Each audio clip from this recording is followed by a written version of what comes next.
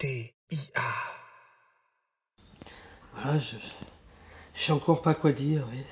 Et c'est marrant, mais ce matin, je suis content, je me dis, je vais aller voir, on va discuter, puis là, je suis là, je trouve pas les mots, je balbutie à moitié. Vous savez, j'ai essayé des trucs, il n'y a rien qui marche.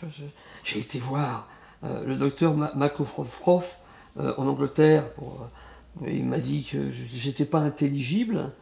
J'ai pas compris d'ailleurs ce qu'il m'a dit, la plupart du temps je comprenais pas. J'ai pas de chance.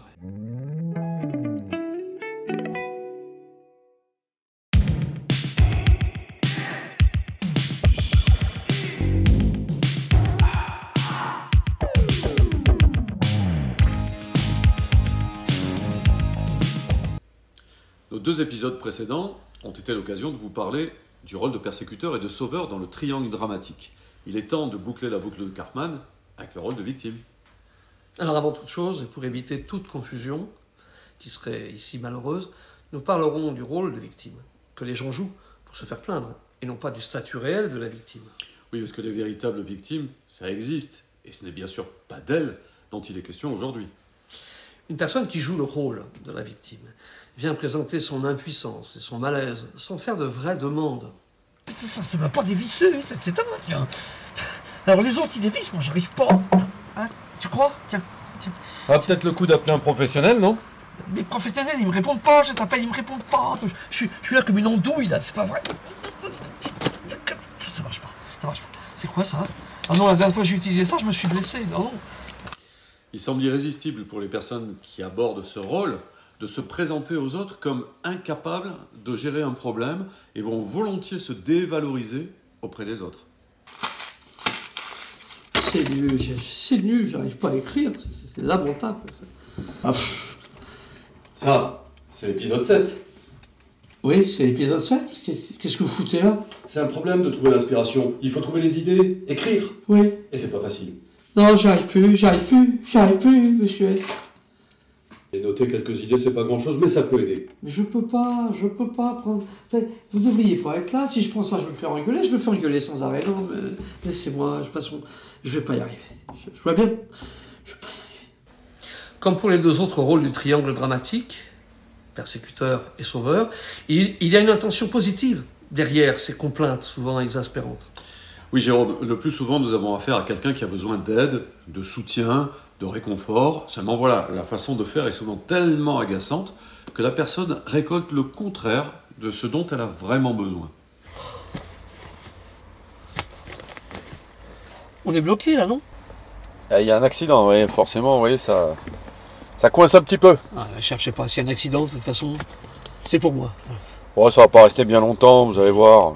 Ça va pas rester longtemps, suffisamment pour que je rate mon avion. Je vais rater mon avion. Mais vous faites pas de mauvais sang, on a de la marge, c'est bon. On a de la marge. Je vous ai dit de venir à 45, je savais qu'il fallait que je vous dise de venir à 30. Ça, c'est tout le hasard. Non, mais on est bon, je vous l'aurais dit sinon, on est bon. Vous voulez que je vous mette un peu de musique? Oh non, surtout pas de musique. Ça vous me stresse détendre? encore plus. Faut rester positif. Comme par exemple ces personnes qui nous disent qu'elles n'ont pas de chance dans la vie et que la vie s'acharne contre elles, alors qu'il s'agit ici de quelqu'un qui a besoin de compassion. Ou encore ceux qui se plaignent de ne pas arriver à faire quelque chose jusqu'à ce que quelqu'un vienne les en débarrasser en volant à leur secours. Je vois pas du tout de quoi vous parlez. C'est sympa d'essayer, mais ça sert à rien. Moi, j'ai essayé, de toute façon, ça se La dévisse. pince.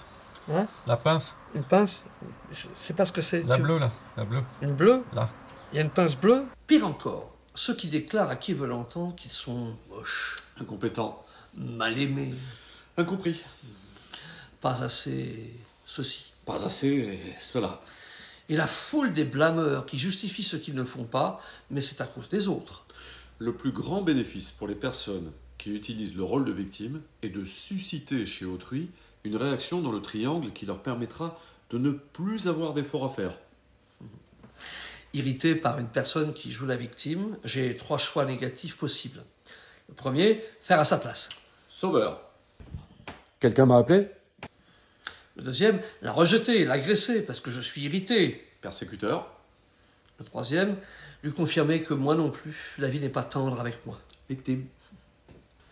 Bon, Résumons. Une personne qui joue le rôle de victime confond se plaindre et demander de l'aide. Je vais pas y arriver. Je vois bien. Joue la carte de l'impuissance pour contraindre les autres à régler son problème. Alors les antidévismes, moi j'arrive pas. Hein, tu crois? Tiens. Joue aussi parfois la carte du martyr qui ne reçoit pas ce qu'il ou elle mérite. Cherchez pas, s'il y a un accident, de toute façon, c'est pour moi. Et semble, quelque part, se complaindre dans son défaitisme. C'est nul, j'arrive pas à écrire, c'est lamentable. Vous connaissez désormais les 3 rôles du triangle de Karpman. Nous allons, dans notre prochain épisode, dérouler avec vous, pour votre plus grand plaisir, la mécanique du drame. Car nous pouvons enfin observer les triangles dramatiques, tous les triangles possibles dans toute leur splendeur. Pensez à vous abonner à notre chaîne YouTube qui vous propose déjà 7 épisodes et qui vous permettent de découvrir les arcanes des jeux psychologiques.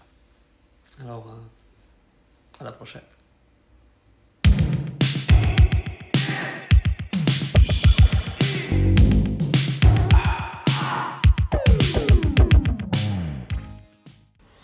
Vous comprenez de quoi je vous parle, là?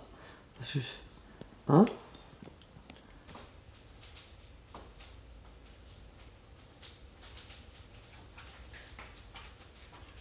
TIA.